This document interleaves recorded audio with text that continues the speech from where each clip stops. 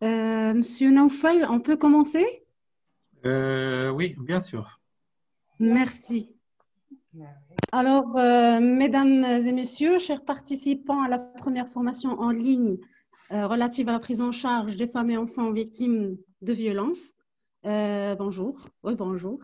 Je suis Fatem Zahra Irawi, la chef enfants victimes de violences au sein de l'unité de lutte contre la violence fondée sur le genre en direction de la population. Et c'est avec un immense plaisir que je vous souhaite à toutes et à tous, au nom du programme national de lutte contre la violence, de lutte, de la prise en charge des femmes et enfants victimes de violences, dans cette deuxième session de notre cycle de webinaires organisé en collaboration avec le Fonds des Nations Unies pour la population. Nous remercions pour leur appui et en célébration à la Journée internationale de lutte contre la violence faite aux femmes et des séjours d'activisme des Nations Unies pour l'élimination de la violence fondée sur le genre. Honorable assistance. Alors, la violence sexuelle est un grave problème de santé publique. Grave de par son ampleur, puisqu'il touche des millions de personnes dans le monde, grave de par ses conséquences, soit sanitaires, soit sociales, soit économiques. C'est une atteinte au droit fondamental de la victime, c'est une atteinte à son intégrité physique et à la dignité de la personne. Au Maroc, et selon les résultats de l'étude de prévalence des violences à l'égard des femmes menée en 2019 par le Haut Commissariat au Plan, 14% des femmes âgées de plus de 15 ans ont déclaré avoir subi une violence sexuelle au cours des 12 mois qui précèdent l'étude, soit une augmentation de 5 points par rapport à 2009, où la première étude a relaté une prévalence de 9%. Vous imaginez 14%. 14% de nos concitoyennes, de nos filles, de nos femmes, un chiffre énorme et qui cache derrière lui une souffrance encore plus énorme que peut vivre chaque victime pour retrouver sa dignité et faire valoir ses droits. Et qui nous interpelle, nous, professionnels de santé, pour assurer une meilleure prise en charge possible afin d'aider cette victime dans son long processus de healing. Ainsi, en continuité de l'excellente présentation que nous avons eu le privilège d'avoir hier avec Madame Professeure Etzpourima et qui a porté sur les aspects médicaux, légaux de la prise en charge des femmes, filles, enfants victimes de violences et qui a suscité, j'aimerais bien le préciser, une magnifique interaction de votre part. Nous enchaînons notre formation avec une thématique aussi bien importante que d'actualité, et qui va justement s'intéresser à la prise en charge gynécologique de la violence sexuelle chez les femmes, enfants et filles victimes de violences. Et pour ce, nous avons la chance et le privilège d'avoir avec nous une brillante oratrice et une fervente militante dans son domaine. Je présente Madame Professeure Amel Bouziane, gynécologue obstétricienne à l'hôpital universitaire Cheikh Khalifa et professeure de gynécologie obstétrique à l'université Mohamed VI des sciences de la santé et coordinatrice pédagogique de l'IMSC, l'International Medical Simulation Center, donc qui va nous faire une riche présentation, je l'espère, et je l'attends, des différents aspects de la prise en charge des victimes de violences sexuelles. Donc, avant de donner la parole à notre cher professeur, je rappelle que cette séance est co-animée par monsieur professeur Ben Hassoun Mustafa, qui est aussi professeur de gynécologie obstétrique au CHU Ibn Rushd Casablanca. Et j'aimerais souligner que cette session va durer, Inch'Allah, 2 heures et que nous engageons en tant que programme de respecter ces 2 heures et que le matériel utilisé sera disponible dès ce soir au niveau de notre plateforme stoplaviolence.santé.gov.ma. Donc, sans trop tarder, professeur, vous avez le micro. Merci. Donc, merci à tous. Merci Fatem Zahra. Alors, juste, je teste l'audio. Je voudrais savoir si vous m'entendez ou pas. J'attends quelques réponses au niveau du chat. Oui, Est-ce que vous m'entendez très bien. Oui, on vous entend. On vous Très, entend. très bien. Professeur, excusez-moi, j'aimerais préciser pour les personnes qui n'arrivent pas à entendre, les personnes qui ont accès au chat, de leur dire qu'il y a un bouton à gauche de leur écran où il y a un casque, d'appuyer dessus et de choisir appel via Internet. Merci. Très bien. Alors voilà, je demande à tout le monde, s'il vous plaît, de couper le micro. Non pas que je veuille vous couper la parole, mais seulement pour que tout le monde puisse avoir une bonne qualité d'audio. Ensuite, je vais demander à Naoufel de me donner la main pour partager l'écran, s'il te plaît, Naoufel.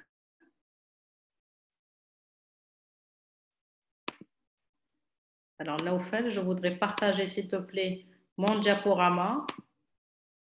C'est bon. C'est bon. Alors là aussi, je voudrais que vous me confirmiez tous que vous voyez bien mon diaporama. Et sans plus tarder, je remercie encore une fois Fatem Zahra de m'avoir aussi gentiment introduite. Je remercie professeur Benhassou pour la co-modération avec Fatem Zahra de cette session, donc il se chargera de suivre vos questions au niveau du chat pour les compiler comme nous avons fait hier pour pouvoir y répondre à la fin de la séance. Si le programme de lutte contre la violence vis-à-vis des femmes, filles et enfants du ministère de la Santé, donc de la direction de la population du ministère de la Santé, parce que c'est un sujet qui me tient beaucoup à cœur et j'espère que tous ensemble, je suis sûre, je n'en doute pas, puisque vous êtes là, que vous donnez votre temps aujourd'hui pour être formés dans le sujet, c'est que c'est un sujet qui vous tient tous à cœur. Alors, sans plus tarder, je vais commencer ma présentation intitulée « La prise en charge gynécologique de la violence sexuelle chez les femmes et enfants victimes de violences ». Donc, c'est une présentation qui fait suite à la présentation de ma collègue d'hier, professeure Fadela Bourima, qui parlait de la prise en charge médico-légale. Et dans cette prise en charge médico-légale, elle nous disait que justement, il fallait un bilan des lésions, souvent gynécologiques, quand il s'agissait de lésions de violences sexuelles ou des fois de lésions sur le corps de la patiente quand il s'agissait d'autres violences ou de violences qui étaient conjuguées à de la violence sexuelle. Et donc, pour cela, je commence mon introduction en définissant finalement cette violence sexuelle. Qu'est-ce que c'est que la violence sexuelle? La violence sexuelle, c'est un terme qui va englober toute forme de violence, qu'elle soit psychique ou psychologique, et qui vont se manifester de façon sexuelle.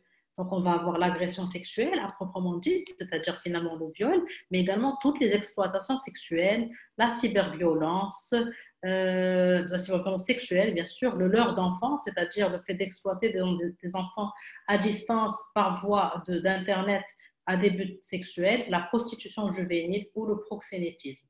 Donc, le fait de justement faire prostituer un enfant et de tirer des bénéfices de cela. Elle peut toucher, sachez-le, toutes les familles. Il n'y a pas de famille qui soit à l'abri. Il n'y a pas de bonne famille, entre guillemets. Tout le monde, adultes, enfants, adolescents, garçons, filles, vous et moi, pouvons être des victimes de violences sexuelles. Et toutes les classes, donc, ne sont pas indemnes de cette violence-là. Toutes les cultures également, même les cultures les plus conservatrices. Et donc, il s'agit d'aller justement apporter une dimension prophylactique, mais également une dimension thérapeutique pour les victimes de ces violences. Excusez-moi, professeur. Oui, dites-moi. Vous pouvez passer en mode diaporama? Oui, ok, bien sûr. Merci. Tout de suite.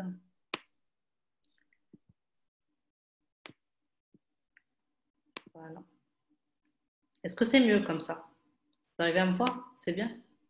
Excellent, magnifique. Très bien, merci. Merci de m'avoir signalé comme ça. Alors, ça constitue un lourd problème. Pardon.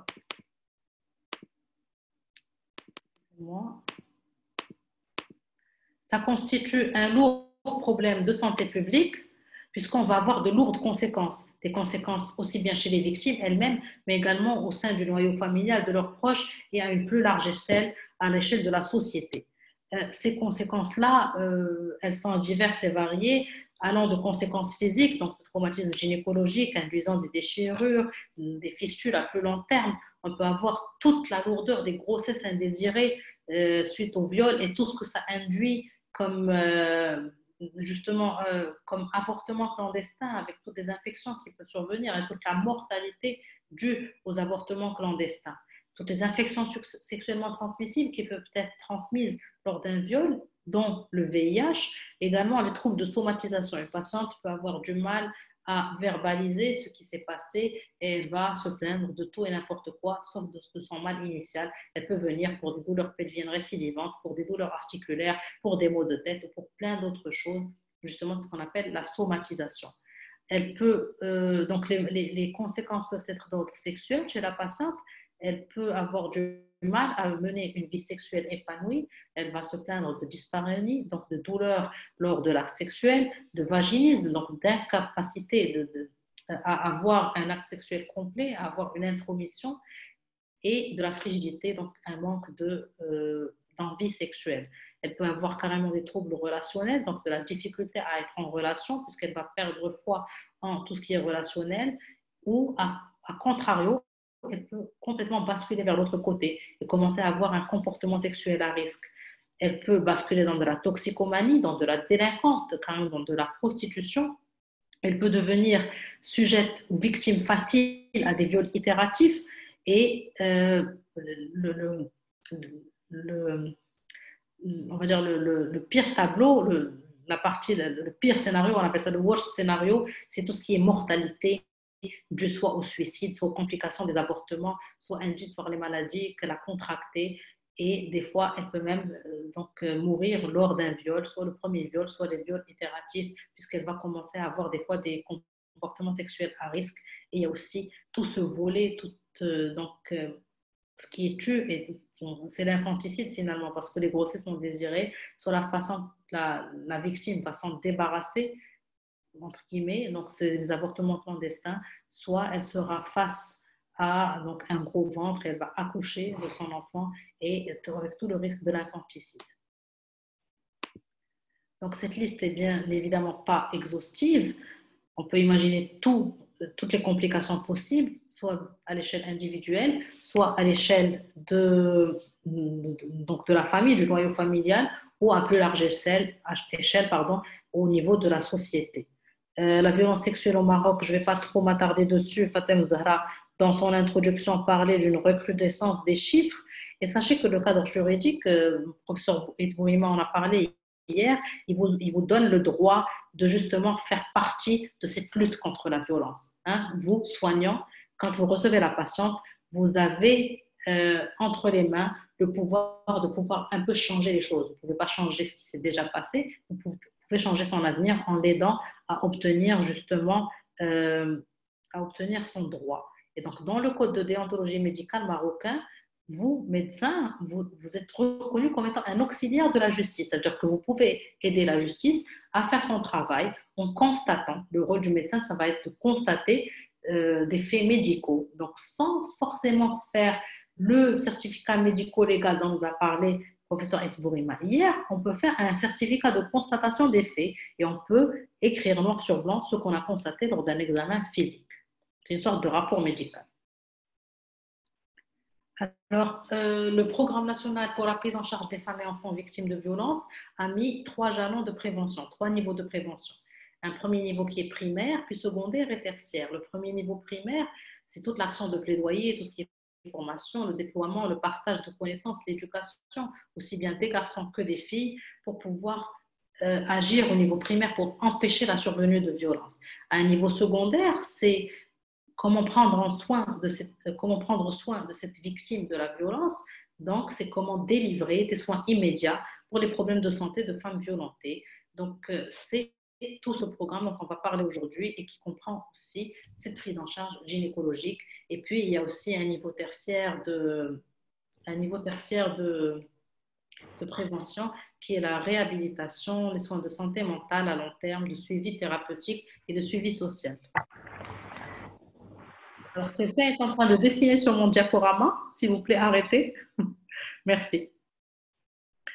Alors, sur cette diapo, on voit le circuit hospitalier des femmes et enfants victimes de violences. C'est le circuit tel qu'il a été dessiné par le ministère de la Santé, tel qu'il serait souhaitable qu'il soit. Donc, on peut avoir une porte d'entrée dans ce circuit-là, soit au niveau des services des urgences, des centres de diagnostic, des services de médecine, des services de chirurgie, ou bien au sein même des unités intégrées de prise en charge des femmes et enfants victimes de la violence.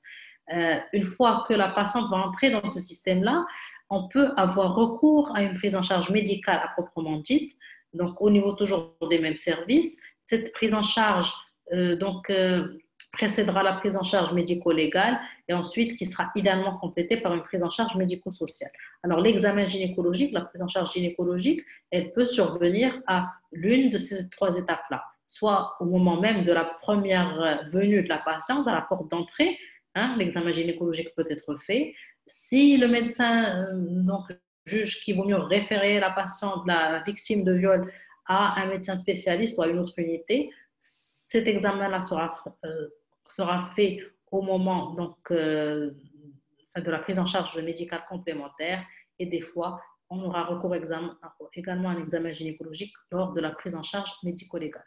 Quoi qu'il en soit, là où cet examen gynécologique sera fait, il obéit à des règles qu'il convient de respecter.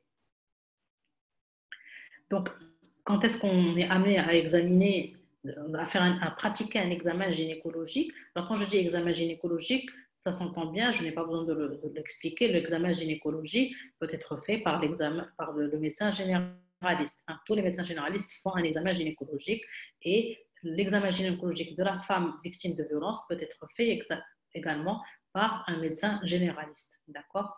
Donc, quand est-ce qu'on sera amené à faire cet examen-là, soit parce qu'on a été réquisitionné par la justice, soit pour effectivement faire l'expertise médicale, donc pour rapporter nos faits et nos constatations médicales, soit parce qu'on a été sollicité pour prodiguer des soins à la patiente. Donc, pour pouvoir prodiguer des soins, il faut d'abord examiner pour savoir quoi soigner. Soit dans le deuxième cas de figure, on va avoir une patiente, une victime de violence qui va se présenter spontanément et vous demander justement une prise en charge de la violence de laquelle elle a été victime. Donc, elle va énoncer clairement « j'ai été victime de violence et je suis venue pour des soins, je suis venue pour un certificat ». Et le troisième cas qui est aussi intéressant, qu'il ne faut pas occulter, et là, c'est tout justement ce volet prophylactique, il faut en parler, c'est la demande de soins pour des maux divers, sans en déclarer la cause exacte. On va avoir la patiente qui va venir chez vous souvent pour des douleurs, des maux de tête récidivantes, des céphalées, une patiente qui va venir pour des douleurs pelviennes récidivantes, qui va venir pour tout ou n'importe quoi, et vous avez votre flair de soignant. Vous sentez qu'il y a quelque chose qu'il y a autre chose, que le motif de consultation émis n'est pas le bon. D'accord? Que ce n'est que le doigt qui cache la lune en quelque sorte. Et c'est à vous d'enlever la flemme. Donc, il faut aller creuser des fois, toujours dans le tact, mais il ne faut pas poser la question à votre patiente, il faut lui tendre la perche. Parce que si elle vient vous voir, c'est qu'elle est en détresse quelque part. Elle est en détresse. Il y a des personnes qui, par pudeur, ne vont pas exprimer justement le motif vrai de la consultation. D'autres personnes ne vont pas l'exprimer par peur de représailles, ou bien des fois, elles seront accompagnées même de l'auteur de la violence. Et donc, c'est à vous de trouver la façon de sonder votre patiente, de lui tendre la perche sans forcément la heurter, mais en tout cas de lui expliquer que vous êtes là, que vous l'écoutez, que vous entendez ce qu'elle vous dit et que vous êtes réceptif à ses plaintes et que, en quelque sorte, elle ne vous ennuie pas avec ses plaintes, elle ne vous ennuierait pas, ou du moins de ses plaintes, si elle venait à vous les avouer. Il faut ouvrir cette porte-là et lui laisser la liberté d'entrer. Bien sûr, on ne lui impose rien, mais il faut justement lui ouvrir cette porte-là et lui expliquer subtilement que vous êtes prêt à écouter ses plaintes. Donc ça, ce sont les circonstances dans lesquelles on sera amené à faire cet examen gynécologique. Et le réflexe à avoir, c'est que quand on a suspecté ou bien identifié clairement une violence sexuelle comme motif de consultation, quand la patiente vous l'a dit, il faut déclencher la prise en charge intégrée. Hein, tout le schéma dont on a parlé, tout ce qui est médico-légal, médico-social, appeler l'assistante sociale, appeler les autres confrères des fois pour des examens plus poussés. Il faut, dès le début, enclencher ce système-là, puisque c'est tout un système qui est intégré.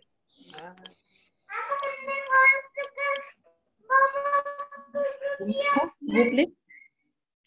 Très bien, merci. Donc, l'examen gynécologique obéit à des principes éthiques, hein, comme tout examen, puisqu'on va aller toucher à l'intime de la personne, et encore plus, là, on va toucher à l'intime d'une personne fragilisée. Donc, on va encore plus faire attention à respecter sa dignité. Il faut qu'on veille à traiter les gens sans discrimination. On traitera de la même façon une patiente marocaine du Nord, qu'une patiente marocaine du Sud, qu'une patiente berbérophone, qu'une patiente arabophone, qu'une patiente maroco-marocaine, si j'ose dire, qu'une patiente migrante venant d'un autre pays. On traitera tout le monde sans discrimination, quelle que soit son ethnie, quelle que soit son origine, quel que soit son niveau socio-économique, quelles que soient ses croyances. On a une obligation de ne pas nuire, c'est l'obligation primaire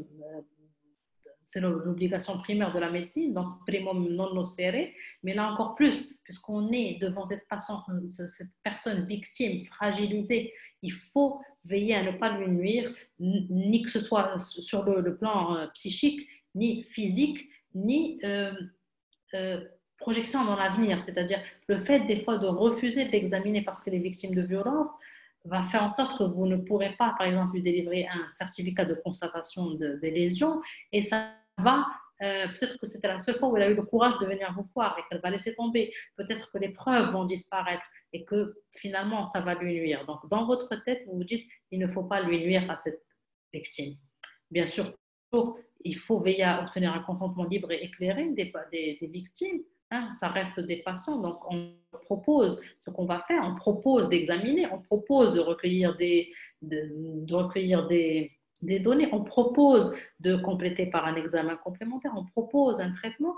Nous proposons, nous expliquons les avantages et les inconvénients de chaque chose qu'on propose, et les patients choisissent en consentement libre et éclairé. Toujours veiller sur la confidentialité, encore plus, là c'est un sujet encore plus sensible, hein, puisque des fois les victimes, elles dépendent financièrement ou mentalement de leur agresseur, et elles vont des fois revenir à la maison et elles vont revenir vers cet agresseur-là, elles se feront réagresser encore une fois itérativement. Donc il est important d'avoir cette confidentialité-là.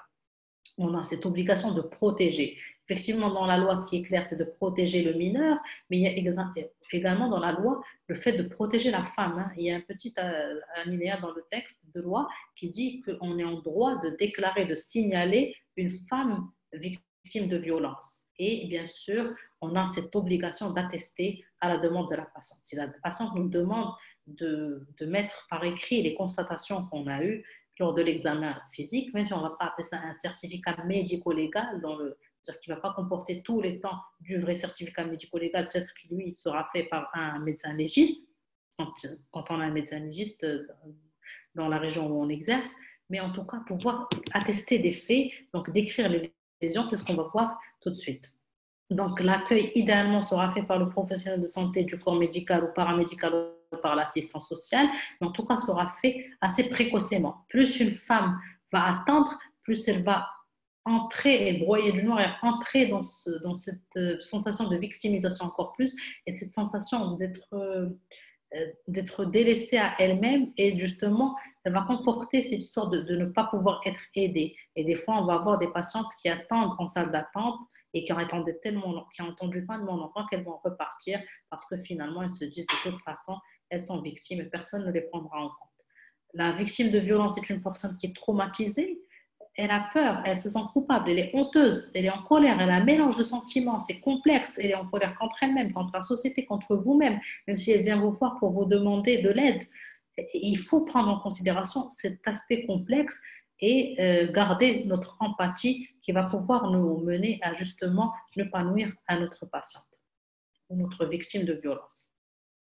Donc l'examen gynécologique commence par un premier temps d'interrogatoire, donc c'est l'entretien avec la patiente, le recueil d'anamnèse, comme tout examen de tout appareil finalement. et où on va se présenter. On mettra encore plus les formes à se présenter, à dire qui on est, quelle est notre fonction, si on est médecin référent de l'unité intégrée de prise en charge de violence, si on est médecin urgentiste, si on est médecin généraliste, si on est médecin gynécologue, si on est pédiatre pour un enfant. Donc, il faut se présenter, donc notre nom, notre prénom, et dire quelle est la fonction que nous exerçons. On écoute notre victime nous citer donc un libre récit de ce qu'elle a vécu, tout en lui manifestant notre empathie. Donc, dans un premier temps, c'est un récit libre. Ensuite, on peut s'aider par des questions qui vont diriger pour recueillir certains détails. Bien sûr, ce sont des détails qui ne rentrent pas dans le cadre du voyeurisme. Nous ne sommes pas là juste en train de chercher les petits détails craquants de la chose. Nous sommes là en train de rechercher des faits qui vont nous aider et nous guider dans notre examen physique. Si la patiente nous dit qu'elle a reçu un point d'impact,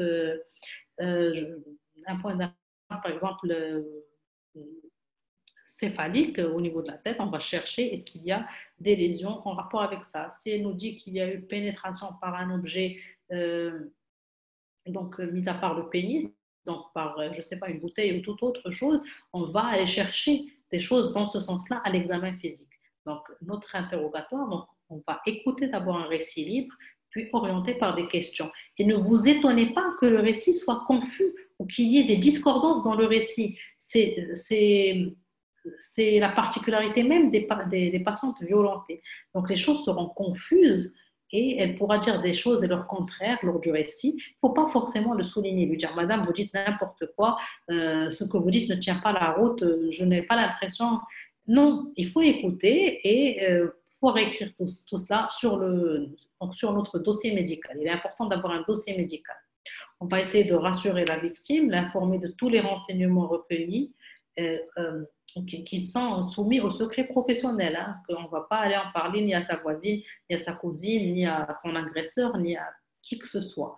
On va lui demander si elle veut nous poser des questions. Elle peut avoir des questions d'ordre pratique. Hein, elle peut, même sous le choc, est-ce que j'ai un risque de tomber enceinte? Est-ce que j'ai un risque de contracter le sida? Est-ce que j'ai un risque? Il faut pouvoir répondre à ces questions-là de façon scientifique. On ne va pas se baser sur nos propres, on ne va pas se baser sur nos propres convictions. On va partir sur de l'evidence-based. Voilà, madame, vous avez tel risque de faire telle chose. Voilà, madame, vous avez telle chose. Donc, on essaie de répondre de façon la plus objective possible. On peut également lui demander si elle serait plus à l'aise d'avoir une personne accompagnatrice, une personne de confiance qui serait venue avec elle, soit quelqu'un du milieu médical ou paramédical, donc l'infirmière ou l'assistante sociale ou autre, ou bien quelqu'un qu'elle-même, elle aurait ramené avec elle. Donc, on ne le dira jamais assez. Un de mes maîtres nous disait, les paroles s'en vont, les écrits restent. Donc, tout ce que la patiente nous dit, tout ce que la victime nous dit, on le met sur le dossier médical. C'est un élément de preuve en lui-même. Le dossier médical peut être un élément de preuve. Sans forcément délivrer un certificat, le dossier médical, à tout moment, on peut y revenir. Il est daté, l'examen du jour est daté, on met les informations générales. Donc, j'ai reçu madame Untel, ou qui se dit être nommée Untel, voilà la date, je l'ai reçue à telle heure, elle est venue parce qu'elle est victime, ou elle se dit victime. Donc, je mets tout sur mon dossier, tout sur mon dossier, et ça me permet d'avoir une continuité. Parce qu'on va le voir, les choses ne vont pas s'arrêter à ce premier examen-là.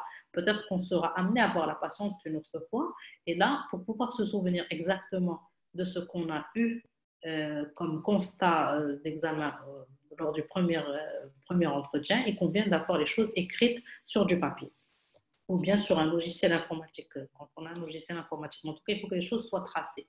Donc, il ne faut pas oublier de mentionner la date et l'heure de l'examen et la personne qui est accompagnée. Est-ce qu'on était accompagné d'un professionnel de santé? Est-ce qu'elle a sollicité la présence de quelqu'un? C'est important.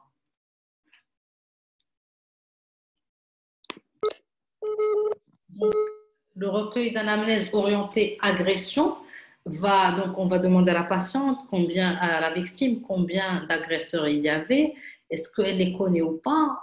C'est important de savoir s'ils sont connus ou pas, parce que peut-être que si elle le connaît, elle sait par exemple qu'il est porteur de telle maladie, il est connu. Des fois, on a des personnes qui sont connues, un tel, il est suivi pour HIV, un tel, il est suivi pour hépatite B, ou bien qui sont complètement inconnus et peut-être elle sait, par exemple, que c'est un toxicomane qui il peut utiliser des drogues par voie intraveineuse et il est plus à risque d'avoir une hépatite B. Donc, c'est important d'orienter. Ce n'est pas dans le sens, même la façon de poser la question, ne lui pose pas la question pour lui dire ah ben, si vous connaissiez votre agresseur, c'est que ce n'est pas une agression. Non, beaucoup, et même la majorité des patientes qui se font violer, donc qui ont une agression sexuelle, cette violence vient de quelqu'un qui est connu, qui est dans leur entourage. Ça, ce sont des chiffres qui sont connus dans le monde. On va faire préciser le type d'agression sexuelle. Est-ce que c'était des attouchements? Est-ce que c'était une pénétration vaginale? Est-ce que c'était une sodomisation? Est-ce que c'était par le pénis de l'agresseur? Est-ce que c'était par d'autres corps étrangers? Quels étaient ces corps étrangers-là? Qu'est-ce que ça a provoqué comme douleur, comme saignement? Quels sont les moyens utilisés pour imposer le rapport sexuel? Est-ce que la victime a eu également de la violence physique autre? Est-ce qu'elle a eu des coups et blessures? Quels étaient les points d'impact? Quels étaient les objets utilisés? Est-ce que... s'il vous plaît, vos micros, s'il vous plaît. Est-ce que donc là, utilisé des menaces verbales? Est-ce qu'il a carrément utilisé une arme? Est-ce que cette arme a été appuyée sur le corps de la victime? Est-ce que c'était une arme tranchante ou contondante? Est-ce qu'il y a eu du chantage, de la séquestration? Pour combien de temps, si séquestration il y a eu? Est-ce qu'il y a eu l'utilisation de drogue? Est-ce qu'elles sont connues de la patiente? Est-ce qu'elles suspectent qu'il y a eu des drogues? C'est important tout ça. Et par rapport à l'acte sexuel, est-ce qu'il y a eu une notion d'éjaculation ou non? Le nombre de fois et les sites d'éjaculation. Ce sont des éléments qui vont pouvoir nous orienter, donc, et pouvoir orienter également le médecin légiste ou celui qui va faire ce travail-là, donc de recueillir les preuves médico-légales pour pouvoir justement faire les recueils de sperme. Quelles étaient les pratiques sexuelles et quelles étaient les exigences particulières de l'agresseur? Ça peut paraître un peu poussé, ça peut paraître faire revivre à la victime l'agression, mais c'est important. Parce qu'en fonction de ces pratiques-là, on cherchera des choses plus poussées à l'examen. Des fois, on aura besoin, par exemple, de faire des examens complémentaires. Par exemple, s'il y a eu utilisation d'un objet lors d'une pénétration et que l'objet n'a pas été retiré, des fois, on est obligé de faire des examens complémentaires à type de radiographie ou bien d'échographie ou autre pour rechercher l'examen, pour rechercher l'objet utilisé. Est-ce qu'il y a eu des douleurs? Quel était donc le seuil de cette douleur-là? Le siège de la douleur, est-ce qu'elle irradiait quelque part? Ça peut faire supposer des déchirures internes. Est-ce qu'il y a eu des saignements? Est-ce que ces saignements sont très abondants? Peut-être que ça pourrait même constituer une urgence. À ce moment-là, on pourrait réduire le temps d'anamnèse et aller voir d'abord le saignement pour pouvoir le faire stopper. Le comportement de la victime après l'agression, est-ce qu'elle a changé ses vêtements? Est-ce qu'elle a fait une toilette intime? Est-ce qu'elle est partie à la selle? Tout cela va pouvoir avoir un effet qui va justement modifier les éventuels prélèvements qu'on peut faire lors de notre examen. Donc, puis, on va faire un recueil d'anamnèse par rapport aux antécédents propres de la victime. Quels sont ses antécédents médicaux? Est-ce qu'elle est suivie pour une maladie ou autre? Si elle a été séquestrée et que d'habitude, elle a besoin d'un traitement pour une pathologie chronique, il convient justement de pouvoir lui donner ce traitement-là. Quels ont été ses antécédents chirurgicaux, gynécologiques, obstétricaux? Est-ce qu'elle est suivie pour une pathologie psychiatrique? Est-ce qu'elle est usagère de toxiques? Est-ce qu'elle a déjà subi des violences physiques ou sexuelles? Donc, parce que la violence peut être donc, accidentelle, on va dire, entre guillemets, donc un seul épisode, comme la victime peut avoir un long vécu de violence physique ou sexuelle. À ce moment-là, on s'attend à l'examen de trouver des lésions d'âge différents, et on s'y attendra déjà quand on a cette notion-là de violence subie répétée. Est-ce que la victime a un terrain allergique? Quel est son statut vaccinal? Surtout pour le tétanos, l'hépatite B. On va chercher celle-là parce que pour ces maladies-là, on peut intervenir, on peut faire de la vaccination secondaire. Donc, le statut sérologique à certaines IST, s'il est connu, si elle est connue porteuse d'une maladie, à ce moment-là, on ne va pas pouvoir dire que, puisque la maladie est antérieure à l'agression, ce n'est pas au moment de l'agression qu'elle a eu cette maladie-là. Ça ne diminue en rien le caractère grave de l'agression, mais c'est juste pour pouvoir faire la part des choses. Est-ce que la victime a une contraception en cours? Et comment est cette contraception? Est-ce qu'elle, si par exemple c'est une pilule, est-ce qu'elle l'a prise de façon régulière jusque-là? Ou est-ce que non, elle a eu un manquement de la pilule, donc est-ce qu'elle est à risque finalement de tomber enceinte ou pas de cette violence sexuelle?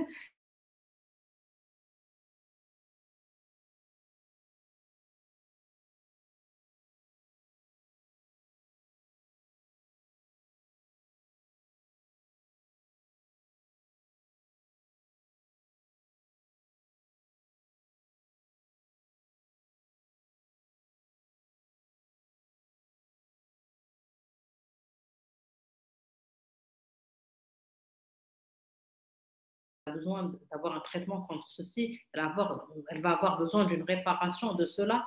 Donc, on va déterminer quel package de soins on va pouvoir offrir à notre patiente. Et finalement, si on y est habitué, si on y est formé, on peut aussi, c'est un temps, surtout si on est le premier à voir la patiente, il faut en profiter parce qu'on l'a déjà dit, les preuves vont disparaître avec le temps. Donc, si on est les premiers, même si on n'est pas médecin légiste, on peut, si on a le matériel nécessaire, recueillir certaines preuves médico-légales, notamment les prélèvements de sperme, les prélèvements de sécrétion, qui vont aider à la patiente si elle décide de déposer plainte. Même si au moment où elle vous voit, elle n'est pas sûre de vouloir porter plainte, elle est venue spécialement pour des soins médicaux ou autres, il convient de lui demander, voilà madame, on peut faire ces prélèvements-là et ensuite, libre à vous de juger de si vous voulez les utiliser ou pas. Mais en tout cas, passer le cap des 72 premières heures, on ne pourra plus les faire. À ce moment-là, si vous décidez secondairement de porter plainte, vous aurez raté l'occasion d'avoir justement toutes ces preuves-là. Alors, le formulaire de consentement, bon, ça c'est un exemple de formulaire, on va dire, donc la patiente va attester que le médecin qui l'a vu lui a bien expliqué la procédure de l'examen, qu'il lui a bien expliqué comment on collecte les preuves et qu'il a donc expliqué également que la remise de constatation à la police ou au tribunal se ferait. Donc c'est un peu une rupture du secret médical, c'est-à-dire qu'on va transmettre nos constatations à l'autorité requérante. Et la patiente va nous autoriser en tant que soignant dans la structure sanitaire dans laquelle nous exerçons à effectuer ces interventions-là. Justement, elle peut choisir, hein, ce n'est pas la loi du tout ou rien, elle peut choisir d'avoir un examen physique, mais pas d'avoir les recueils d'échantillons biologiques. Elle peut choisir, enfin c'est difficile d'avoir le recueil des échantillons sans l'examen par contre. Elle peut choisir que les échantillons aille pour l'investigation criminelle, ou elle peut choisir que dans un premier temps, ils sont juste stockés. Elle peut décider ou pas qu'on prenne des photos. Elle peut vous dire non, je ne veux pas que vous preniez des photos de mes lésions. Et donc, elle a le choix. Et il ne faut pas s'offusquer si elle décide, pardon, il ne faut pas s'offusquer ni le prendre contre soi si elle décide que l'un de ces éléments-là, elle s'y oppose. Hein. On ne sait pas ce qui se passe dans sa tête. Au premier moment où elle vient vous voir, les choses ne sont pas très claires dans sa tête. Donc, nous, on va lui expliquer chaque chose à quoi elle sert. Et finalement, c'est à elle de prendre la décision. Je parle bien sûr ici de la victime adulte. Chez l'enfant, c'est le parent qui va prendre cette décision-là. Et vous avez donc l'obligation de vous imposer par l'autorité puisque c'est un mineur. Donc, c'est à vous de décider ce qui lui convient le mieux.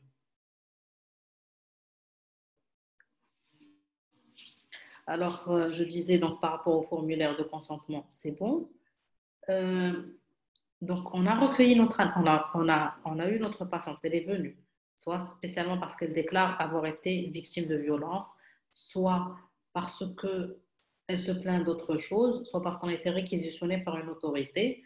Et puis, on a recueilli l'anamnèse, elle nous a expliqué ce qu'elle a subi comme violence, les mécanismes, le nombre d'agresseurs, et on s'est fait une idée sur ce qu'elle a vécu finalement comme violence. Ensuite, on lui a expliqué, on lui a donné à elle une idée de ce que nous allions lui faire et en quoi ça allait lui servir. Ça va lui servir. On va lui expliquer que nous allons examiner, que c'est un examen physique général et gynécologique, que lors de cet examen, on peut être amené à faire des prélèvements et qu'au début de cet examen, on sera peut-être amené à lui prescrire des médicaments et qu'on peut être amené à prendre des photos. Et donc, elle choisit les choses pour lesquelles elle est d'accord. À ce moment-là, on va commencer l'examen général. Alors, idéalement, c'est une patiente qui vient de subir une violence ou elle a subi il y a longtemps. En tout cas, idéalement, on ne déshabille pas totalement la patiente. Hein. Ça la met à nu et en général, elle a du mal avec sa nudité. Donc, on va déshabiller partie par partie. Dans un premier temps, donc elle va garder ses vêtements, on va essayer de prendre les constantes, le pouls, la tension artérielle, la température, s'il y a une certaine instabilité, soit parce que la patiente elle a pu avoir un saignement, donc un choc hémorragique, attention à l'urgence. Hein.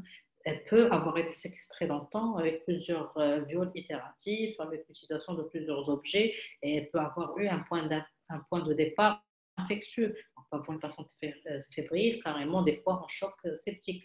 Donc, il faut aller chercher des signes d'instabilité, et à ce moment-là, la balance va partir vers l'urgence médicale. Il faudra d'abord pallier à cette urgence. Ensuite, on recherche des stigmates de traumatisme physique. Donc, on va aller voir sur tout le corps de la patiente, est-ce qu'il y a des blessures, quel est leur emplacement, quelle est leur nature, quel est leur aspect. On peut les mesurer, donc décrire leur forme, leur couleur, parce que leur couleur va nous donner une idée sur l'ancienneté des lésions. La profondeur, quand il s'agit quand il s'agit de coupures, leur contenu, leur bordure, parce que les bordures vont nous indiquer est-ce que ça correspond au mécanisme décrit par la patiente ou pas. Si elle vous dit on m'a agressé avec un couteau, le couteau, normalement les bordures sont bien claires. Si elle vous dit on m'a agressé avec un bout de verre, à ce moment-là, les bordures ne seront pas bien définies. Donc la localisation de ces blessures par rapport aux repères anatomiques les plus proches, et idéalement, on va finir par noter tout cela sur un pictogramme. On va chercher des traces de morsure. Donc, si elle vous dit l'agresseur m'a mordu dans le cou, on va aller chercher dans le cou, est-ce qu'il y a une morsure? Si elle vous dit qu'il m'a griffé, il m'a pris par la force, donc il a écarté les cuisses, on va aller chercher des traces de griffure au niveau des cuisses, également des traces de lésions contondantes. Donc, en fonction du récit de la patiente, on va aller essayer de faire une sorte de screening sur tout le corps de la victime pour chercher des choses qui vont corroborer son récit. Donc, une fois qu'on a procédé à cet examen général et qu'on a noté ce qu'on a trouvé, parce qu'en général, la violence sexuelle s'inscrit dans un cadre de violence physique, donc on ne peut pas faire l'un sans l'autre. Hein. Donc, quand on a noté toutes les lésions retrouvées sur les pictogrammes, si on n'a pas des pictogrammes déjà faits, on peut les dessiner, mais en tout cas, ça permet d'avoir une idée sur la localisation des lésions. À ce moment-là, on va procéder à l'examen gynécologique plus spécifiquement.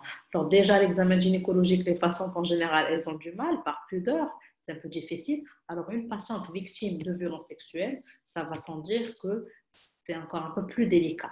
Donc, on va redemander l'autorisation à la victime. Donc, elle est placée en salle d'examen. On a fait l'examen général. On lui redemande, voilà, madame, comme ce qu'on vous a expliqué pendant qu'on prenait votre consentement, nous allons actuellement procéder à l'examen de votre appareil génital. C'est un examen qui va nous permettre d'énumérer les lésions qui sont visibles, de pouvoir les mettre sur le dossier pour pouvoir faire justement un screening des lésions. Donc, on lui redemande l'autorisation. Si elles sont capables, donc elle nous laisse faire l'examen gynécologique. Bien sûr, la pièce doit être privée, calme. Elle doit être idéalement proche de toilettes. Bon, ça, c'est l'idéal. La table d'examen doit être assez confortable, avec une source de lumière, parce qu'on doit vraiment aller déplisser. On va le voir, les lèvres, les petites lèvres, les grandes lèvres, aller chercher toutes les zones de traumatisme. Donc, on doit avoir une bonne source de lumière. De préférence, ça doit être une source de lumière qui est fixe. On va avoir besoin de certains éléments, bien sûr, pour examiner la patiente ou la victime. Peut-être d'un spéculum qu'on utilisera ou pas, mais en tout cas, il faut qu'on l'ait. Un mètre ruban, des sacs en papier éventuellement pour entreposer les preuves si on va les recueillir, des gants et des écouvillons, de quoi fermer les conteneurs dans des sachets. Souvent, les victimes vont venir avec la sensation d'être souillées, d'être sales, surtout quand il y a eu donc une éjaculation, et elles vont vouloir se changer. Si on a dans notre unité ou un jeu de vêtements de rechange, c'est l'idéal, et ça permet également de pouvoir garder les vêtements que portait la victime pour pouvoir justement en faire des preuves médico-légales. Il faut qu'on puisse avoir de quoi réparer une éventuelle déchirure. On l'a dit, des fois, on va avoir des déchirures qui vont avoir besoin de réparation. Et puis, idéalement, la patiente devrait pouvoir se sentir mstoura. C'est le mot qui ressort. Il faut qu'elle puisse se sentir mstoura. Et donc, soit un drap, soit un peignoir, mais en tout cas, pour qu'elle puisse se couvrir au moment de l'examen gynécologique. Même si elle est couverte sur son thorax, c'est-à-dire même si elle garde ses vêtements d'en haut, ou qu'elle les a remis, une fois qu'on a relevé les lésions d'en haut, il faut qu'elle puisse mettre un tissu sur la partie basse, ça la rassure en général. Il faut qu'on puisse lui offrir des articles d'hygiène également. Donc, au cas où elle en aurait besoin, des fois, elle a ses règles, elle n'a pas de serviette. Donc, l'idéal, c'est d'avoir de quoi pouvoir l'aider. Pardon. Très bien. Donc, on va commencer par un temps d'inspection. Le temps d'inspection, donc on a recueilli l'anamnèse, on a placé la patiente, on a fait notre examen général, on a redemandé, s'il vous plaît, on va faire l'examen gynécologique, on lui a expliqué l'intérêt. On va commencer par regarder donc nos organes génitaux, enfin les organes génitaux externes de la victime pour chercher les signes de traumatisme, donc à type en général de plaie ou d'échymose qui vont être soit sur le mont du pubis, soit sur le mont du pubis, petit rappel de l'anatomie, soit sur les grandes lèvres, soit sur les petites lèvres, soit sur la fourchette ou la commissure postérieure. D'accord? Donc, en général, on va aller tirer les lèvres vers l'examinateur. Donc, on va les tirer doucement, en les pinçant. Ça permet de déplisser et de regarder s'il y a des lésions ou pas. On va chercher s'il y a des lésions dans les sillons, s'il y a des échymoses, s'il y a des blessures un peu partout. Et comme la patiente est en position gynécologique, on en profite également pour regarder la marge anale, si elle est béante, surtout s'il y a cette notion donc, de sodomie. Si les plis radiaires ne sont plus conservés, s'il y a également s'il y a des blessures à ce niveau-là également, ça suppose qu'il y a eu agression. D'accord? Donc, on va décrire, on va relever chacun de ces éléments-là, on va les décrire. Et donc, quand on a pincé ces lèvres, qu'on les a ramenées vers nous, en général, on a accès à l'hymen, qui est à peine à 1 ou 2 cm de l'entrée du vagin. Et le plus important dans tout ça, c'est de pouvoir dater ces lésions. Parce qu'on peut retrouver des lésions qui sont anciennes. Si la patiente vous dit j'ai subi la violence il y a quelques jours, donc c'est logique. Si elle vous dit je viens de subir la violence alors que vous ne trouvez que des lésions anciennes, vous notez cela. Donc ce n'est pas à vous de juger, mais en tout cas, c'est un peu discordant. Mais en tout cas, sur votre compte rendu d'examen, vous mettez aspect de lésions anciennes. D'accord? Donc, les aspects de déchirure hyménéale, quand elles sont récentes, elles sont encore hémorragiques. On n'a pas que la déchirure, on a l'aspect hémorragique ou échymotique. On peut avoir carrément des lacérations, des abrasions au niveau des autres éléments de la vulve. Et si la défloration est récente, en général, c'est un élément d'orientation, en général, la plaie hyménéale, elle est entre 4 heures et 8 heures. Mais en général, ce sont des éléments d'orientation. Ce n'est pas parce que vous trouvez une déchirure entre 4 heures et 8 heures que vous concluez défloration récente. Vous, à votre stade, vous décrivez ce que vous voyez. Vous ne concluez pas. C'est ça le plus important. Donc, nous, on fait un examen gynécologique. On fait des constatations. D'accord? Pardon. Qu'est-ce qui se passe? OK. Alors, quand je disais tout à l'heure, on va avoir un spéculum, on peut l'utiliser ou pas, ça dépend. Si la patiente dit qu'il y a eu l'utilisation d'objets pour la pénétration, on suppose qu'il y a peut-être des lésions à l'intérieur du vagin, on peut être amené à aller les chercher. Si la patiente a des saignements inexpliqués, on peut être amené à aller chercher la présence de lésions au niveau du vagin, surtout au niveau du cul-de-sac postérieur du vagin. Alors, si c'était une patiente qui était vierge auparavant et que c'est son premier, c'est un viol ayant entraîné une défloration et que le viol a eu lieu, donc il n'y a pas eu d'utilisation d'objets pour la pénétration et qu'il n'y a pas un saignement, on peut ne pas utiliser de spéculum donc pour éviter justement à la victime cette sensation désagréable d'une première fois. Donc surtout qu'en général le vécu a été traumatique et que finalement ce spéculum-là ne nous apportera pas plus d'éléments.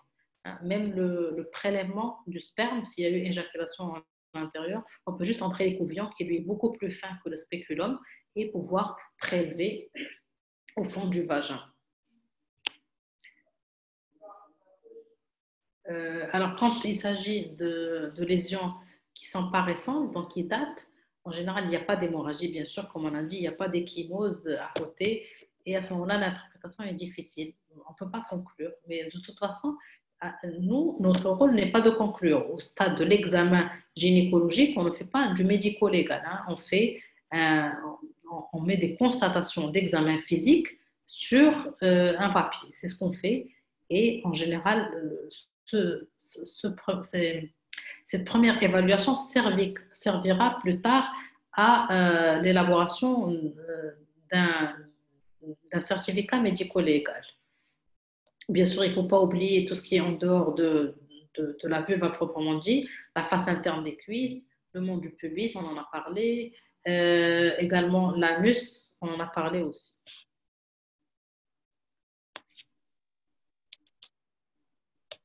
Donc, quand on note nos lésions, on les note comme si on était sur un cadran horaire. Hein. On dit pour l'hymen, lésion à 0 heure ou à 6 heures ou à 4 heures. Hein. C'est important de faire ce petit schéma et de dire où est-ce qu'on a retrouvé la lésion, à quel niveau. Ça, d'une part, donc la localisation de la lésion, mais aussi la profondeur de la lésion. On va dire déchirure hyménéale superficielle, hein, quand elle est inférieure à 50% de l'épaisseur hein, de l'hymen, qui est cette membrane, donc qui a une épaisseur. Elle peut être profonde quand elle dépasse les 50%. On va conclure déchirure hyménéale profonde, par exemple ici à 6 heures, ou bien déchirure complète de l'hymen, c'est ce qu'on voit ici. En général, sur un premier rapport sexuel, la déchirure n'est pas complète, sauf si vraiment il a été très très violent. Alors, dans tous les cas, hein, on a fait notre bilan, on a vu notre patiente ou notre victime de violence, on l'a examinée, on a été très minutieux, on a essayé de regarder un peu partout et à la fin, on a notre pictogramme, donc le pictogramme corps complet et le schéma de l'hymen pour pouvoir reproduire sur ces schémas-là nos lésions et à côté, on met des petites notes. Donc, par exemple, pour l'hymen, lésion hyménéale superficielle à 4 heures, récente, d'allure récente, de points, signe d'hémorragie ou bien échymose. Hein. Il faut décrire tout ça pour que ça puisse rester.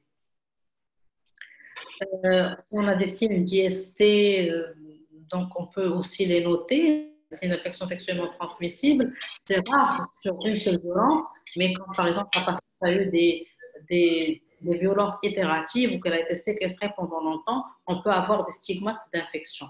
Pareil, des stigmates de grossesse, c'est que la patiente a été violée la veille, c'est que la grossesse est vraisemblablement pas induite par ce viol-là. Donc, il convient de noter toutes ces choses-là.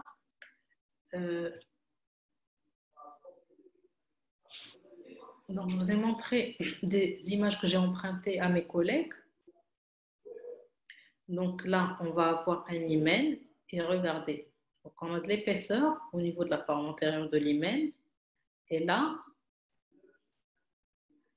à 8 heures, on va avoir une lésion complète, hein, une déchirure complète de l'hymen. On va avoir une petite déchirure également ici. Et ce sont des déchirures échymotiques. Hein. On voit des petites traces rouges. Donc, elles sont assez récentes. Elles vont dater de certainement moins de 3 jours.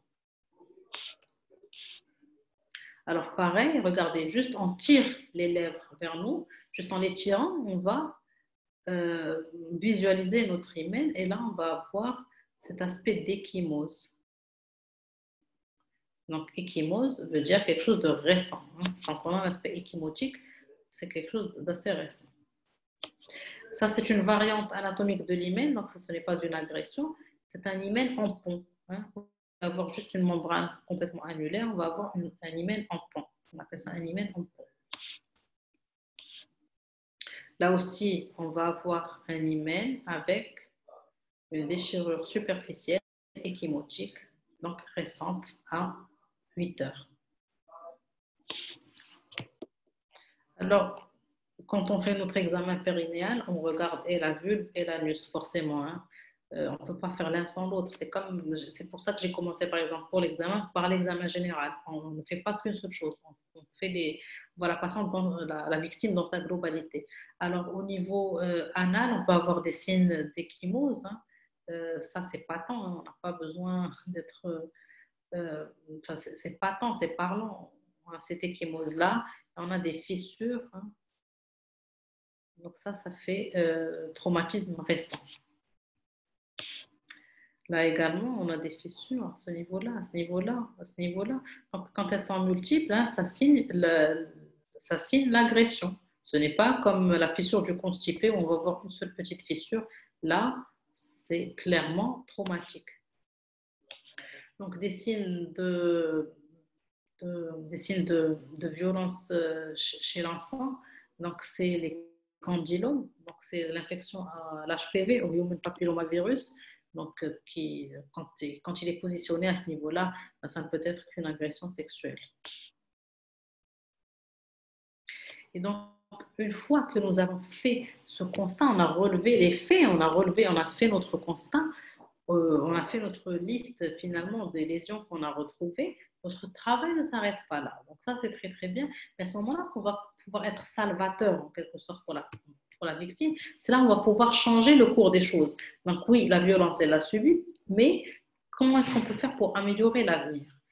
Comment est-ce qu'on peut l'améliorer? C'est en évitant qu'elle ne tombe enceinte. Hein, parce que le viol est une chose, le viol plus grossesse en est une autre. Donc, en évitant qu'elle tombe enceinte, c'est en proposant une contraception d'urgence. Alors, cette contraception d'urgence, elle est de deux sortes. Soit la patiente, la victime, est supposée ne pas encore avoir ovulé, c'est-à-dire quand on lui a fait c'est là toute l'importance de l'interrogatoire dont on a parlé au début. Quand on lui a fait l'interrogatoire en début, elle nous a expliqué qu'elle avait un cycle régulier et que ce dernier règle remontait à il y a 7 jours. Donc, on suppose qu'elle n'a pas encore ovulé et l'agression vient d'avoir lieu. Donc, on est dans les 72 premières heures. À ce moment-là, on a des chances que notre contraception hormonale, la pilule d'urgence, soit efficace. Si la patiente est supposée avoir déjà ovulé par les éléments de l'anamnèse, on va proposer une contraception d'urgence hormonale, donc une pilule d'urgence, mais en se disant, j'ai de fortes probabilités d'échec de cette pilule-là. Parce que, je vous rappelle, la contraception d'urgence hormonale, la pilule du lendemain, la contraception d'urgence, elle agit par blocage de l'ovulation. Donc, si l'ovulation a déjà eu lieu, elle ne bloque plus rien. Hein, c'est important à savoir. À ce moment-là, on lui proposera la pilule et on lui proposera d'insérer un dispositif intra-utérin si le viol, donc l'agression, elle a eu lieu dans les 5 derniers jours. Le stérilet, la mise en place d'un stérilet, d'un dispositif intra-utérin est une méthode de contraception d'urgence dans les 5 jours qui suivent le rapport à risque. Donc ça, c'est lui éviter de tomber enceinte. On va également essayer de lui éviter de contracter des infections sexuellement transmissibles et notamment, on va essayer de combattre le chlamydia, le gonocoque, la syphilis et le trichomonas. Également, par rapport au VIH, on peut lui proposer une prophylaxie post-exposition. Là, en général, on a un médecin référent des accidents d'exposition et c'est lui qui gère la partie prophylaxie anti-HIV. En général, on se réfère à lui en fonction du récit de la patiente. Elle est plus ou moins à risque de contracter le VIH parce que ça dépend du rapport. Est-ce qu'il a été anal, est-ce qu'il a été vaginal? Ça dépend de plusieurs éléments qui vont être justement revue pour pouvoir savoir si on va proposer cette prophylaxie ou pas à la patiente. Il convient également de s'enquérir sur sa vaccination contre l'hépatite B. C'est rare qu'on retrouve une patiente qui vient d'avoir une vaccination. Et donc, si l'agression a eu lieu moins de 8 jours avant le jour d'examen, on peut lui proposer une vaccination qui est une prévention contre l'hépatite B. Donc, en général, en traitement antibiotique, ça dépendra des protocoles. Les protocoles ministériels sont connus. Je cite à titre d'exemple la monodose de ceftriaxone en 250 mg par voie intramusculaire, de la doxycycline 100 mg 2 fois par jour pendant 14 jours et du métronidazole. C'est pour aller contre les germes dont on a parlé, le chlamydia, le gonocoque également. Donc, le traitement antirétroviral, on a dit, il faut solliciter le médecin référent d'accident d'exposition. Idéalement, c'est un traitement qui va se faire par trithérapie et il est à débuter rapidement. Plus il a été instauré rapidement, plus il a de chances d'être efficace. Idéalement dans les 4 heures qui suivent le viol, au maximum dans les 48 heures qui suivent, et avec une durée de traitement de 28 jours. Bien sûr, on fait en général une sérologie HIV avant pour connaître le statut sérologique de la victime, et ensuite on la reverra plus tard pour refaire un autre statut sérologique 3 mois plus tard, pour justement comparer, savoir si elle est HIV positive, est-ce que c'est dû à cette agression ou pas. Donc c'est important de pouvoir faire la part des choses.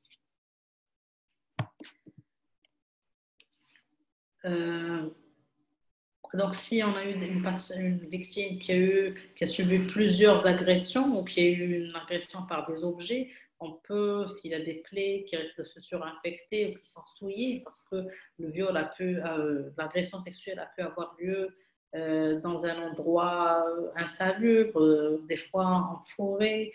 Donc, il peut y avoir des plaies qui peuvent être souillées, soit de terre, soit d'autres, d'où d'ailleurs l'intérêt de la prévention antitétanique. On va y arriver. Donc, si elle se plaint de douleurs, donc si elle a eu des violences telles qu'elle a des douleurs, il faut lui proposer des analgésiques.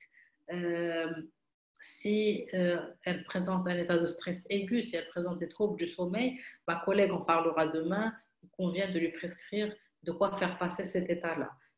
Donc, le tétanos, il faut toujours y penser aussi et proposer de vacciner ces patientes-là contre le tétanos pour ne pas justement avoir un point de départ par ces plaies-là qui peuvent être surinfectées.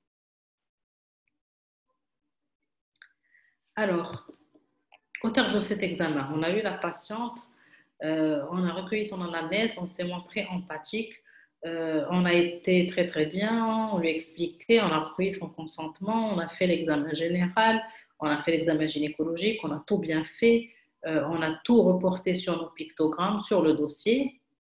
On a proposé une contraception d'urgence, on a proposé une antibioprophylaxie, on a proposé un traitement des infections sexuellement transmissibles, on a prélevé pour tout ce qui est preuve médico-légale, mais aussi pour tout ce qui est sérologie HIV.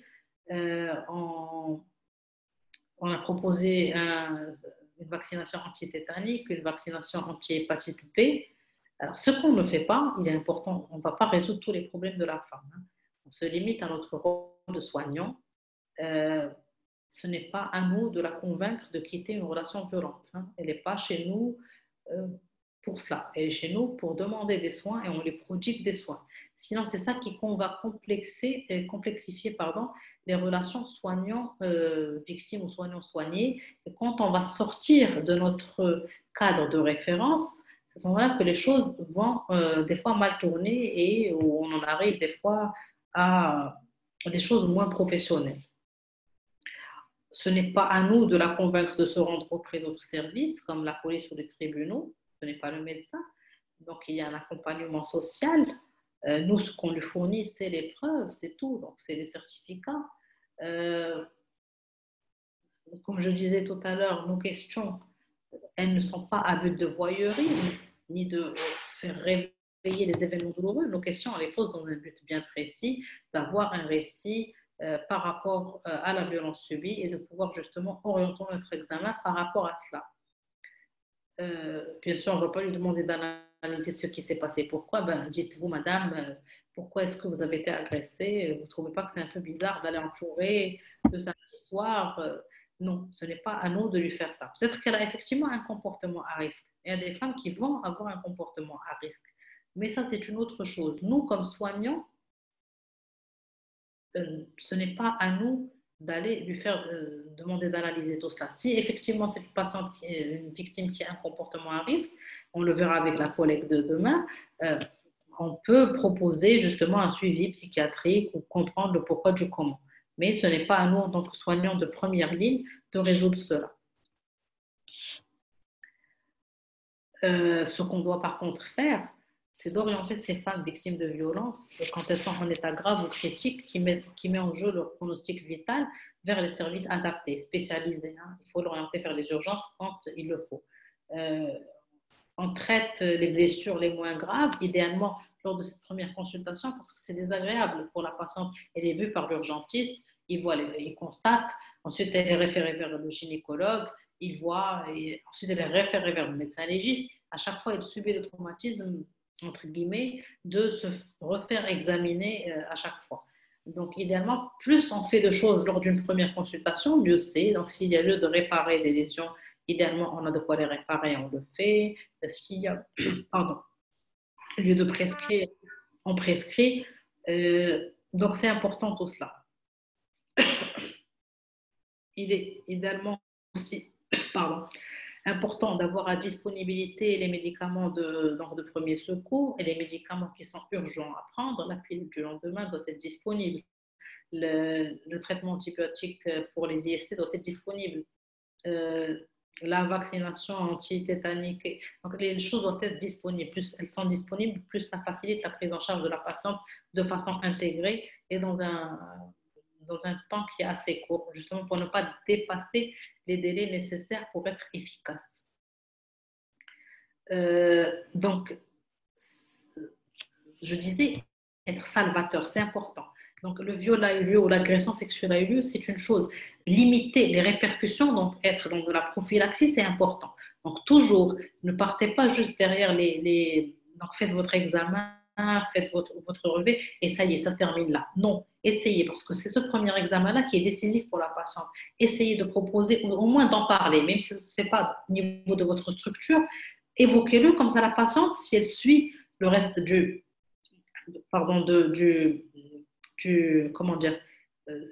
reste du parcours de soins, elle a en tête, attention, il faut que je demande, il faut que j'y pense. Et à ce moment-là, elle ne va pas rentrer chez elle 3 ou 4 jours avant de revenir. Non, il y a quelque chose à prendre en urgence. Il y a une contraception d'urgence à prendre. Il faut s'il vous plaît, ne jouez pas sur mon diaporama, s'il vous plaît.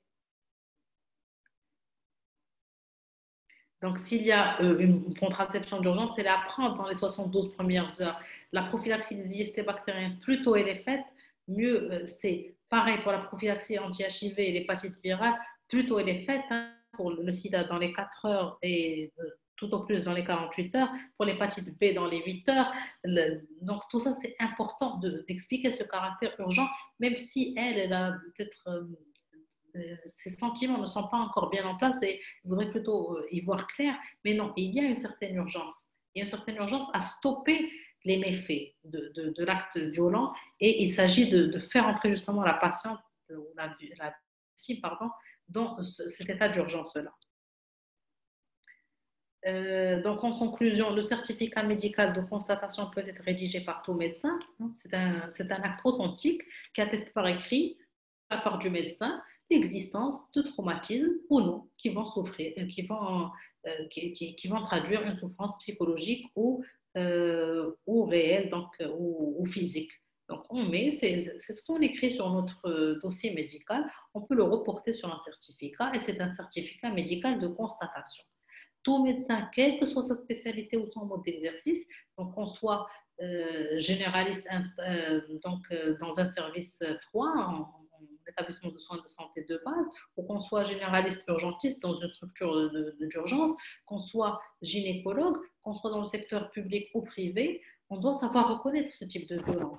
Même en prophylactique, rappelez-vous, ces patientes qui vont venir souvent pour se plaindre de tout et n'importe quoi, sauf de la violence elle-même, sachez les détecter.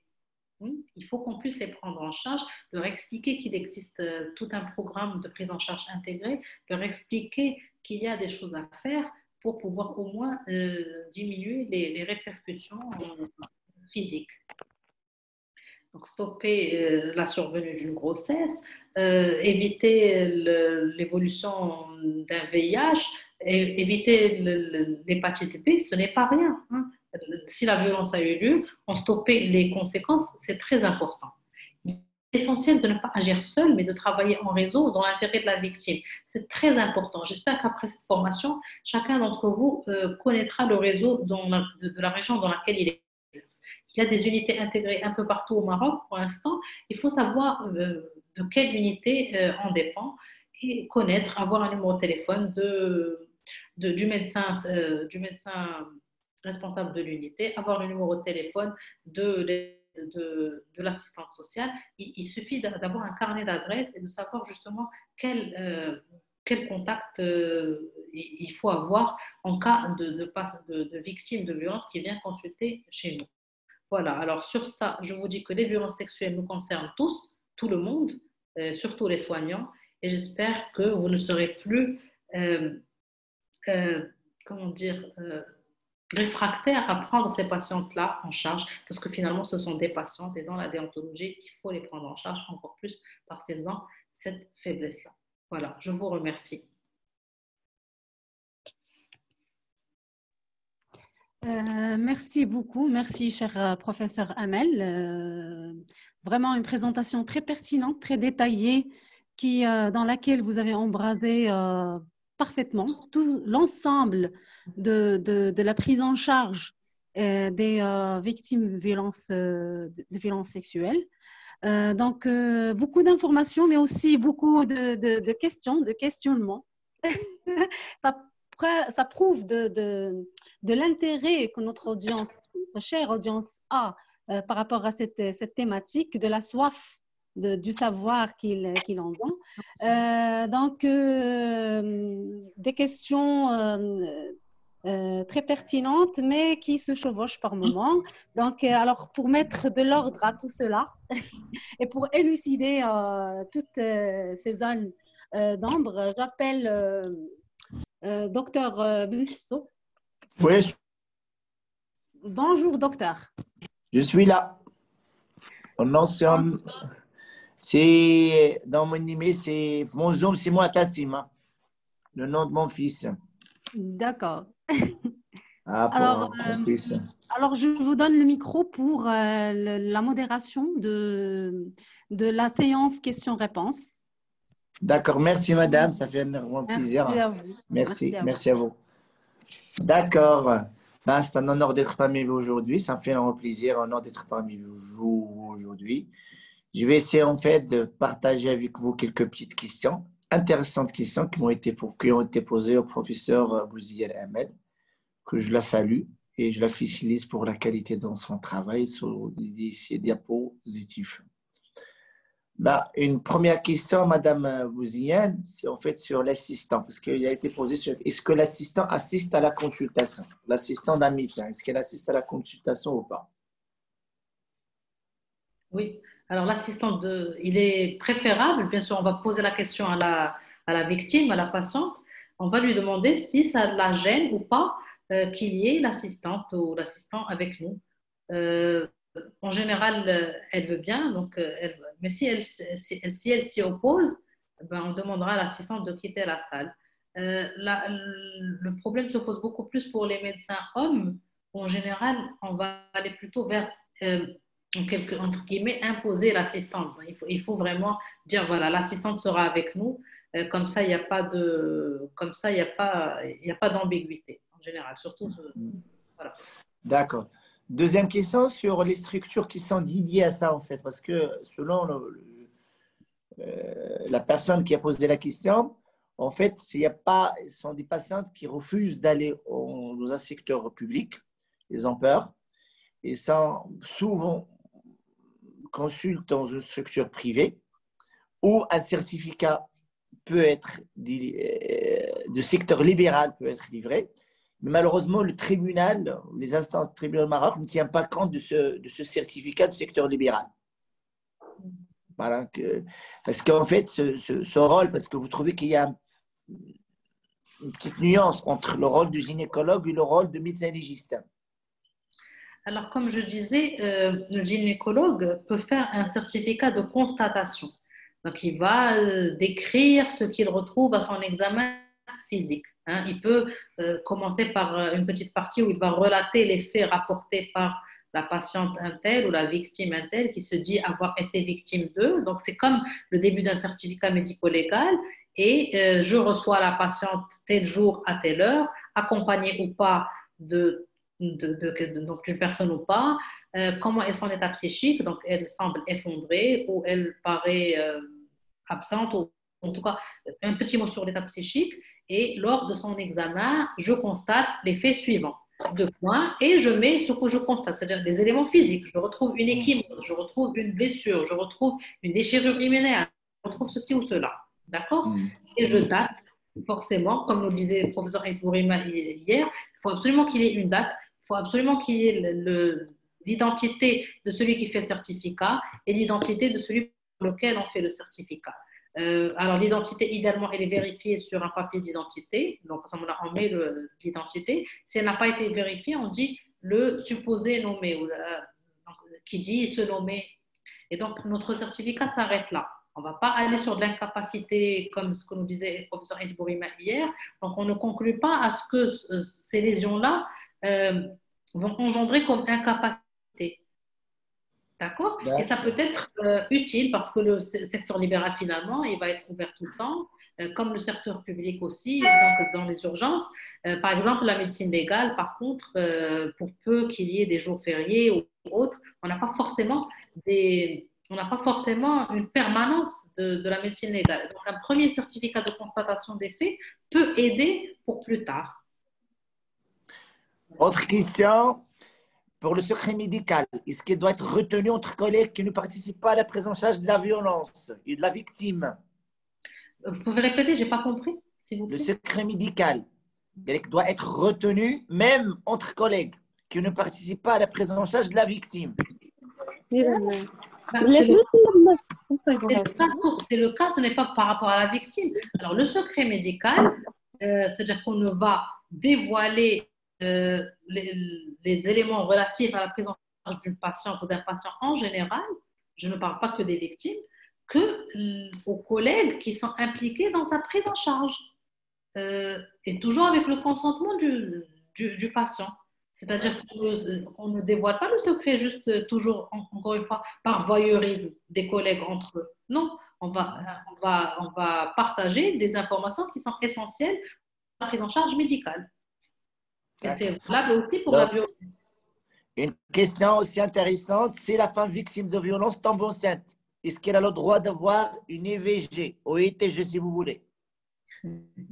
Alors là, il faut revoir les textes de loi au Maroc. Dans l'état actuel des choses, non. Peut-être que ce sera différent. Donc, les circulaires ministériels stipulaient la gratuité de la prise en charge des femmes en victimes de violence. Mais est-ce qu'elles ont le droit? Je pense que oui. Selon le dernier circulaire, oui. Parmi l'inceste, le viol. Oui. C'est effectif. Demander à des collègues avant d'entreprendre le webinaire, c'est effectif. Dans les hôpitaux, elles ont un ticket où elles ont une gratuité de l'examen, des examens complémentaires, tout est gratuit. Ben, je répète, on fait une autre question. Quand une femme vient vous voir, majeure et vaccinée, qui est accompagnée par la police ou la gendarmerie royale, sur ordre de monsieur le procureur, qui est pour une consultation expertise, dans un contexte bien sûr de viol, la patiente refuse d'être consultée, examinée. Qu'est-ce qu'on peut faire? Est-ce qu'on doit le faire? Est-ce qu'il y a une réquisition de monsieur le procureur ou dire non, je ne fais pas? Non, ce n'est pas nous qui refusons. Si la patiente refuse de se faire examiner, on ne peut pas examiner quelqu'un contre sa volonté. D'accord, très bien. Une excellente question qui a fait le débat, qui fait encore le débat. La contraception d'urgence, si la nullipare, est-ce qu'il est possible de donner le DU? Ben, si on a dépassé… Alors, que ce soit clair, hein, le dispositif intra-utérin, le stérilet, n'est pas contre-indiqué unanimement chez la nulligeste. Chez la dame qui n'est jamais tombée enceinte, il n'est pas une contre-indication absolue. Partout ailleurs dans le monde, on peut introduire un dispositif intra-utérin chez une femme qui n'est jamais tombée enceinte ou qui n'a jamais accouché. Alors, chez nous au Maroc, nous ne disposons pas des stérilets, des DU short. C'est des petits stérilets qui sont adaptés à une cavité utérine qui n'a jamais eu de gestation. Donc, nous ne disposons pas des petits stérilés. C'est ça le souci. Et donc, le fait de mettre un stérilet qui est assez grand, donc qui n'est pas adapté à la cavité utérine, peut prêter justement problème. Mais dans l'absolu, ce n'est pas une contre-indication absolue. D'accord. Une autre question intéressante parce qu'elle veut créer la zizanie entre les gynécologues et les chirurgiens pédiatres. Quand doit tenir devant une petite fille victime de violence sexuelle, est-ce que c'est le gynécologue qui la prend en charge ou est-ce que c'est le chirurgien pédiatre qui la prend en charge? Qui fait quoi? Et pourquoi? Et comment? Et où? Et comment? Ben, ça dépend de la structure. Si on a une structure où on a les deux, on peut éventuellement s'entraider. Si on a une structure où le gynécologue est de permanence et que le chirurgien pédiatre n'est pas de permanence, c'est le gynécologue qui la prendra en charge. Si on a une structure où il n'y a ni l'un ni l'autre, c'est l'urgentiste qui la prendra en charge. Ben, c'est comme ça. Dans la prise en charge, il y a le fait d'examiner, d'une part. Idéalement, ce sera fait par soit l'un soit l'autre, le gynéco ou le chirurgien pédiatre. Et il y a le fait de réparer, des réparations aussi, et là aussi, les deux sont habilités à le faire. Donc, le message que je peux donner pour compléter, pour être sur la même longueur d'onde, c'est en fait, on donne des certificats de constatation, on constate les lésions, on voit, on décrit les lésions, que ce soit un médecin généraliste, parce que je réponds aussi à une question, le médecin généraliste a le droit de faire un certificat de constatation. J'ai l'hymen perforé, j'ai ça, j'ai cela, je décris. Je ne donne pas une ITT ou je la déclare, violence. C'est le médecin légiste qui fait ça. Mais pour moi, je décris les lésions, je montre les lésions. Voilà. Avec la datation. Avec datation. Récente, c'est important. Une autre question, la dénonciation d'une violence sexuelle, est-ce qu'elle est obligatoire? Même si la famille refuse. De chez une mineure. Chez une mineure, oui. Chez une mineure, c'est obligatoire. Chez le majeur, la patiente peut s'opposer. Et là encore, dans la loi, ce n'est pas très clair, mais le médecin a le droit. Il y a un formulaire de constatation de violence vis-à-vis des femmes. Et on peut donc saisir le procureur du roi et par rapport à cette violence-là. Parce qu'on suppose que si elle ne veut pas déclarer, peut-être qu'on l'a obligée ou autre. Mais dans la loi, il y a ce petit texte qui dit que le médecin peut en quelque sorte outrepasser la volonté et déclarer, faire le signalement, ce qu'on appelle le signalement. Donc, c'est le signalement d'un enfant violenté, que ce soit une violence sexuelle ou autre, et un signalement d'une femme violentée, donc soit une femme violence physique ou sexuelle. Madame Bouzien, je corrige une information en fait, d'urgence. J'ai un message de l'AOL qui me parle que le DUL est interdit chez la nullipare dans les directives de le PNFP. De le PNFP au Maroc, pas de DU chez la nullipare. Au monde, la littérature, pas de souci. Au Maroc, elle l'a. Très bien. Voilà, je corrige ça. Bah, c'est la question que j'ai. Hein. Qu'il y a une prise en charge. Est-ce qu'il y a une prise en charge psychologique des victimes de violences au Maroc? Oui, il y a une prise en charge. Donc, dans le cadre de l'unité intégrée, comme son nom l'indique, c'est intégré. Donc, elle est intégrée au service de soins. Et dans cette unité intégrée, il y a un paquet de soins, un paquet de services qui est proposé. Parmi ce paquet de services, donc, il y a des soins médicaux, il y a le soutien social et il y a également le soutien psychologique. Question très dangereuse. Pardon. Très dangereuse. Dans le cas où la victime se plaint de violence. Le soutien psychologique quand il est demandé, parce que ça dépend des patients, des victimes. Il y a des victimes qui vont outrepasser ça sans avoir besoin d'un soutien psychologique. Donc ça vient secondairement, quand on en a besoin. Et c'est d'ailleurs de ce dont on parlera demain. D'accord. Donc une autre question, dans le cas où la victime se plaint de violences multiples, écoute, physique et sexuelle, à qui est la responsabilité? C'est qui est le responsable? À qui? On s'adresse, est-ce que chez le médecin traumatopathe, s'il a une fracture, par exemple, s'il a un problème sexuel, s'il a une échymose au niveau de l'œil, je ne sais pas moi. Pardon, si elle a plusieurs violences, oui. Violence physique et sexuelle. Oui. La priorité à qui? Mais la priorité est à l'urgence vitale, bien sûr. Voilà, c'est ça que… C'est le vital. C'est vital. C'est les ABCD. Il faut qu'elle respire, il faut qu'elle ne saigne pas, il faut que son cœur batte. Et puis, petit à petit, si elle a une fracture, il faut que la fracture soit stable. C'est les urgences vitales en premier. Donc, une fille SDF, victime de violences sexuelles, violence orientée par association. Quelle est la procédure qu'il faut faire? Alors ça, on en parlera le 5e jour, vendredi, on parlera du programme. Donc, pas de réponse. Voilà. Je refuse, moi aussi, j'entends. Le rôle de la sage-femme dans une consultation de violence sexuelle. Bonjour les sages-femmes. C'est très bien, merci beaucoup d'avoir reposé cette question. C'est une question que j'ai vue défiler hier et on n'a pas eu le temps d'y répondre. Alors, le rôle de la sage-femme est capital, hein, elle est le pivot de la santé sexuelle et reproductive et son rôle est très important. Alors, les sages-femmes travaillent souvent dans les maternités, mais pas que. Il y a des sages-femmes qui vont travailler dans les établissements de soins de santé primaires. Donc, il va y avoir des sages-femmes en milieu libéral, il va y avoir des sages-femmes dans les centres de santé avec module d'accouchement.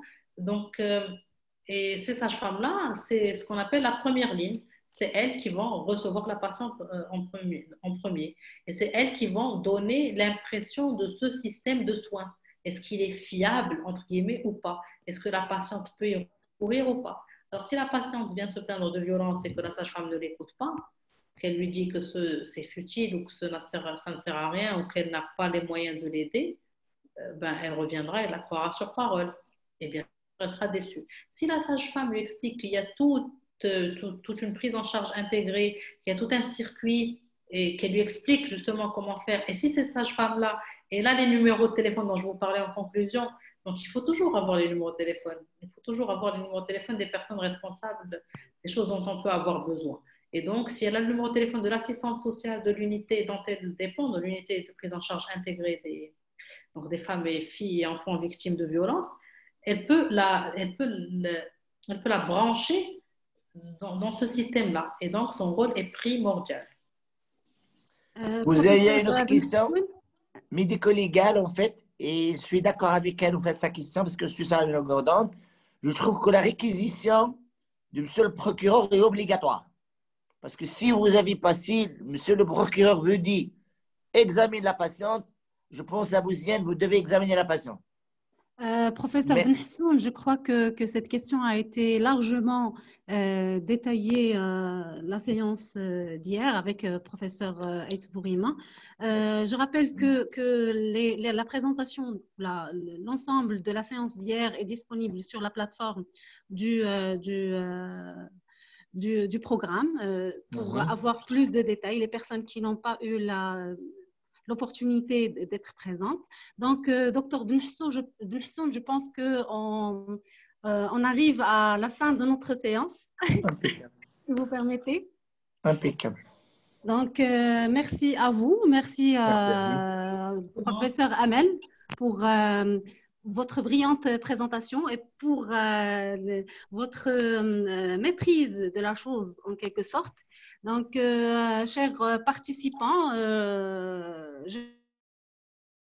Inch'Allah, même heure pour notre 3e session qui va traiter de la prise en charge en santé mentale et la prise en charge psychologique des femmes victimes de violences, des femmes, enfants victimes de violences. Soyez au rendez-vous et je rappelle encore une fois, la présentation d'aujourd'hui, toute cette séance sera disponible aussi dès ce soir sur la plateforme du programme laviolence.santé.gov.ma.